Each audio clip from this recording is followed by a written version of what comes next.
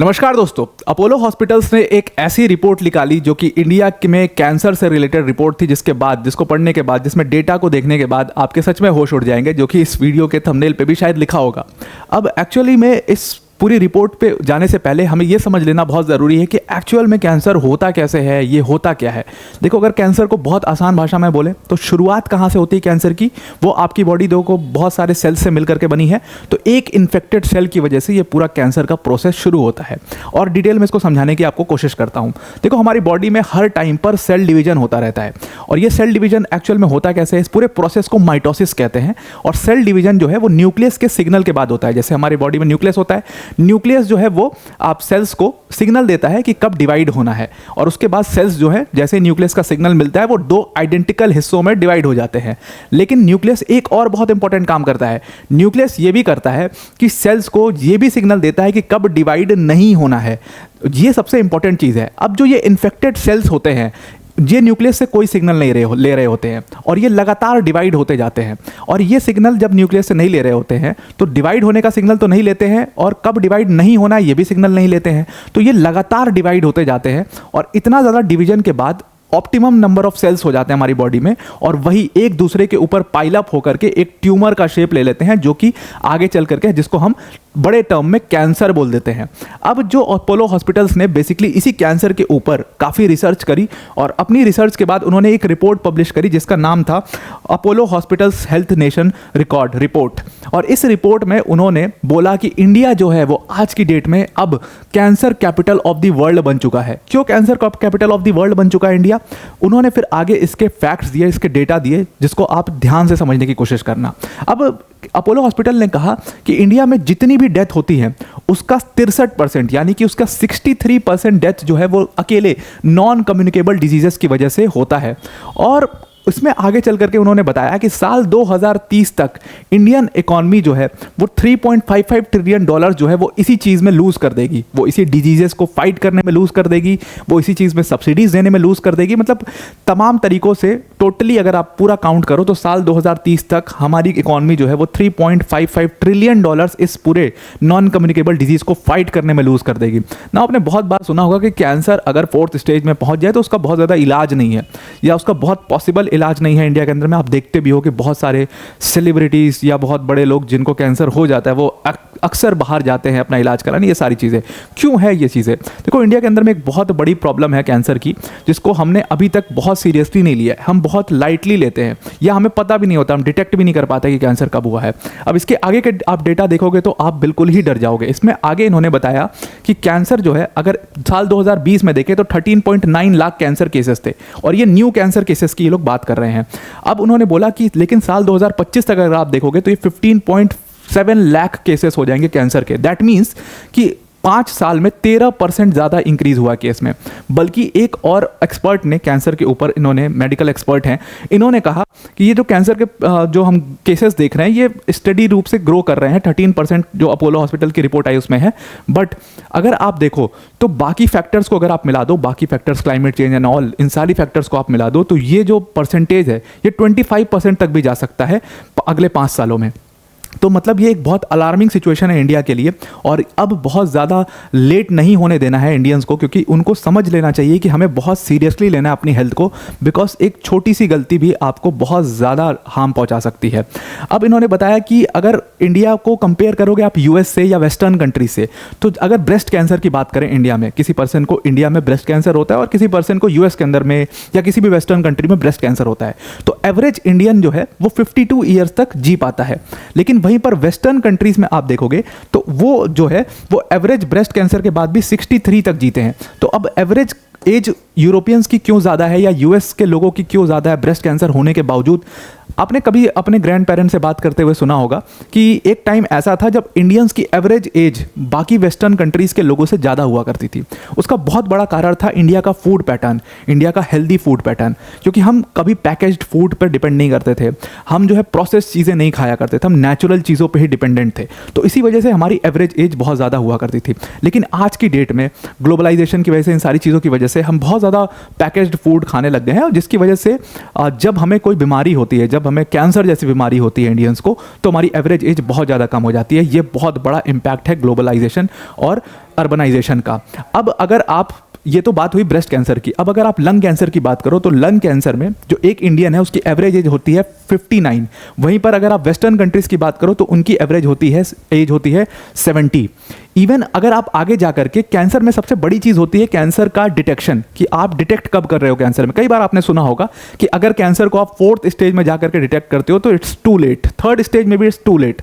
तो इंडिया के अंदर में बहुत बड़ी प्रॉब्लम यही है कि हम एक्चुअल में कैंसर को डिटेक्ट ही नहीं कर पाते, हम बहुत लाइटली लेते हैं, हम डॉक्टर के पास नहीं जाते, बहुत सारी चीज़ें होती हैं। तो डिटेक्शन की वजह से क्या होता है कि मोस्टली केसेस जो है वो 3rd ईयर या अपने 3rd स्टेज या अपने 4th स्टेज में केसेस पहुंच जाते हैं। लेकिन वहीं वेस्टर्न कंट्रीज में डिटेक्शन जल्दी हो जाता है। अगर आप डेटा के थ्रू मानोगे तो इंडिया के अंदर में सिर्फ और सिर्फ 1.9% केसेस ऐसे हैं जो अर्ली डिटेक्ट हो जाते हैं, जिनकी स्क्रीनिंग हो जाती है ब्रेस्ट कैंसर के केसेस में। वहीं पर अगर आप यूएस से कंपेयर करोगे या किसी भी बड़ी कंट्री से कंपेयर करोगे तो यूएस का डेटा है 82% वहां पर कैंसर के केसेस डिटेक्ट हो जाते हैं। वहीं पर यूके के अंदर में 70% कैंसर के केसेस डिटेक्ट हो जाते हैं। हमारा पड़ोसी चाइना, उसमें 23%, हालांकि कम है ये, लेकिन हमसे काफ़ी ज़्यादा है। 1.9% इज़ टू मच लो। और ये सबसे बड़ी प्रॉब्लम है इंडिया की कि स्क्रीनिंग या डिटेक्शन की वजह से बहुत सारे केसेस आउट ऑफ हैंड हो जाते हैं और जिसमें पर्सन की डेथ हो जाती है। और ये सबसे बड़ी प्रॉब्लम है इंडिया की। अब ये प्रॉब्लम हो क्यों रही है? देखो, कैंसर जो मैंने आपको बताया, सेल डिवीजन, वो तो एक कारण है, वो तो एक है कारण, लेकिन इसमें बहुत सारे एड ऑन कारण होते हैं और इसीलिए इंडिया की एवरेज एज कम होती है। एड ऑन कारण क्या है? जैसा कि मैंने आपको बताया कि अब हम क्या करते हैं, हमारे यहाँ पर हो चुका है ज़बरदस्त अर्बनाइजेशन, जिसकी वजह से हम क्या कर रहे हैं, हम अल्ट्रा प्रोसेस्ड फूड्स खा रहे हैं, हम पैक्ड फूड्स पर बहुत ज़्यादा डिपेंडेंट है। ठीक है, उसके बाद हम जो ड्रिंक्स लेते हैं जैसे कोक, पेप्सी, ये सब जो ड्रिंक्स पीते हैं, इसमें स्वीटनर्स का काफ़ी ज़्यादा इस्तेमाल होता है। और इन स्वीटनर्स की वजह से क्या होता है कि ये सारी चीज़ें हमारे ऊपर इम्पैक्ट करती हैं। अब ये फूड पैटर्न जो चेंज हुआ इंडिया का, वो एक बहुत बड़ा कारण है। सारे एक्सपर्ट्स का यही कहना है कि जो इंडिया का फूड पैटर्न चेंज हुआ है वो एक बहुत बड़ा कारण है, जो कि एड ऑन करता है इंडिया के कैंसर केसेस में और जो कि इंडियंस की एवरेज एज घटाते जाता है। जो कैंसर से फाइट करने की ताकत होती है बॉडी की, वो और ज़्यादा कम होती है इन एड ऑन्स के कारण की वजह से। दूसरी चीज़, पॉल्यूशन जो है एयर का, वो भी बहुत ज़्यादा एड ऑन करता है हमारे कैंसर को बढ़ाने में। क्यों एयर पॉल्यूशन एड ऑन करता है? देखो, उसका सीधा सीधा इंपैक्ट हमारे लंग्स पे होता है। जब एयर पॉल्यूशन जितना ज़्यादा होगा, और इंडिया के अंदर में एयर पॉल्यूशन की हालत इस समय पर बहुत ज़्यादा ख़राब है, और वही एक्सपर्ट्स का कहना था कि ये एयर पॉल्यूशन जब तक ठीक नहीं होगा, ये जो छोटी छोटी प्रॉब्लम्स हैं, ये जब तक ठीक नहीं होंगी, तब तक एवरेज एज इंडियंस की नहीं बढ़ेगी।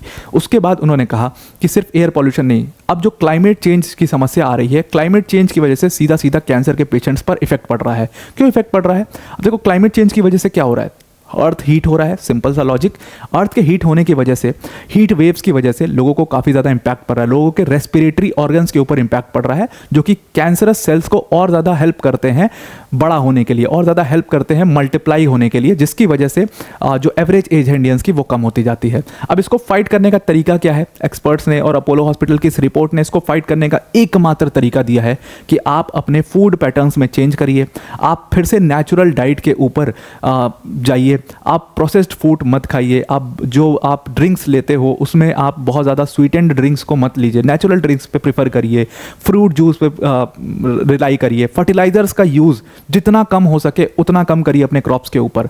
अब इन सारी चीज़ों को करने के लिए, देखो, ये सारी चीज़ें सरकार आपके घर तक नहीं पहुंच सकती, ये सारी चीज़ें कोई और करके नहीं दे सकता आपको, ये सारी चीज़ें हमें खुद ही करनी पड़ेंगी, और हमें खुद करने के लिए खुद हमें ये सारी चीज़ें पता होनी चाहिए। तो सबसे बड़ी प्रॉब्लम एक तो आज की डेट में मुझे ऐसा लगता है कि ये भी है कि हमें बहुत चीज़ें पता ही नहीं है, एक्चुअल में पता ही नहीं है नेचुरल है क्या और प्रोसेस्ड क्या है या पैक्ड क्या है। तो आई होप आपको इस आर्टिकल से हेल्प मिली होगी ये समझने में कि अगर आपको कैंसर से फाइट करनी है, या अगर आपको उस स्टेज में जाना ही नहीं है जहां पर आपको कैंसर हो जाए, तो आपको अपने हेल्थ के ऊपर खास ध्यान रखना होगा थ्रू योर फूड। अगर एकमात्र फूड पैटर्न, क्योंकि यहाँ पर एक्सपर्ट्स ने इसी रिपोर्ट के अंदर में आगे चल करके बोला कि अगर किसी को कैंसर है भी, उन्होंने कहा अगर 3rd स्टेज का भी कैंसर है और अगर उसका फूड पैटर्न बहुत ही ज़बरदस्त है तो, और डिटेक्शन नहीं भी हुआ है उसका, तब भी वो पर्सन की एवरेज एज 70 to 75 आराम से हो जाएगी, उसको कोई प्रॉब्लम नहीं आएगी, उससे पहले उसको कोई दिक्कत ही नहीं आ सकती अगर उसका फूड पैटर्न अच्छा है। लेकिन अगर उसका फूड पैटर्न खराब है तो जाहिर सी बात है उसको बहुत बड़ी प्रॉब्लम्स का सामना इसमें करना पड़ेगा। अब इसका कारण, अब इसको और कैसे ठीक कर सकते हैं? एक तो फूड पैटर्न, ये तो लोगों के लेवल पर हो गया। गवर्नमेंट के लेवल पर क्या चीज़ें हो सकती हैं? गवर्नमेंट के लेवल पर सिंपल इसका एक कारण है जो मैंने आपको बताया कि जितना जल्दी स्क्रीनिंग, जितना बड़ी मात्रा में स्क्रीनिंग होगी, जितना डिटेक्शन सेंटर्स बनेंगे कैंसर के, उतना हेल्पफुल होगा इंडिया में कैंसर को फाइट करने के लिए, गवर्नमेंट के लिए। तो गवर्नमेंट लगातार इस पर काम करने की सोचेगी। इस रिपोर्ट के बाद आई थिंक गवर्नमेंट की आंखें खुलेंगी कि इंडिया में डिटेक्शन सिर्फ 1.9% है, वहीं यूएस में ये 82% तक है। और हम यूएस से कंपेयर करते हैं, हम यूएस से सुपर पावर लेवल पर भी कंपेयर करते हैं, तो हमें कहीं ना कहीं हेल्थ में भी उनसे कंपेयर करके ग्रो करना चाहिए। ऑब्वियसली हमारी पॉपुलेशन बहुत बड़ी है, ये एक बहुत बड़ा टारगेट है, बहुत बड़ा चैलेंज है। चाइना की भी पॉपुलेशन बहुत बड़ी है, उनके लिए भी बहुत बड़ा चैलेंज है, लेकिन वो भी 23% पे खड़े हैं।